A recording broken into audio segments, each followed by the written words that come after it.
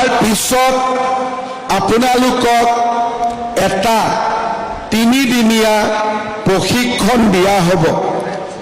যিসকলে প্ৰশিক্ষণ লাভ কৰিব তেখেতসকলক আমি লগে লগে 25,000 টকা আমি মুকলি কৰি দিম।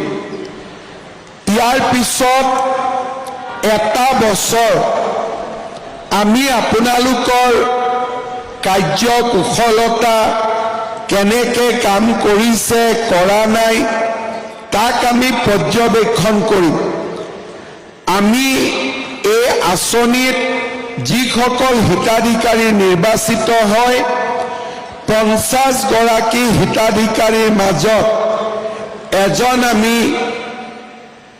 CM ফেলো চিফ মিনিষ্টাৰ ফেলো আমি নিযুক্তি কৰোঁ।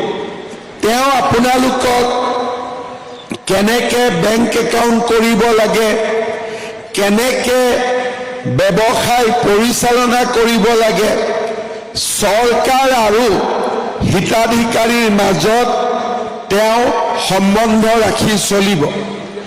আৰু প্ৰত্যেক মাহতে আমি আপোনালোকে কৰা কামৰ বিপৰীতে এটা আমি নম্বৰ দি গৈ থাকিম। আৰু এবছৰ পিছত 1000ৰ ভিতৰত যেতিয়া 550 নম্বৰ আপোনালোকে পাব তেতিয়া আমি আপোনালোকক দ্বিতীয় 1 লাখ টকা আমি আপোনালোকক আগবঢ়াম।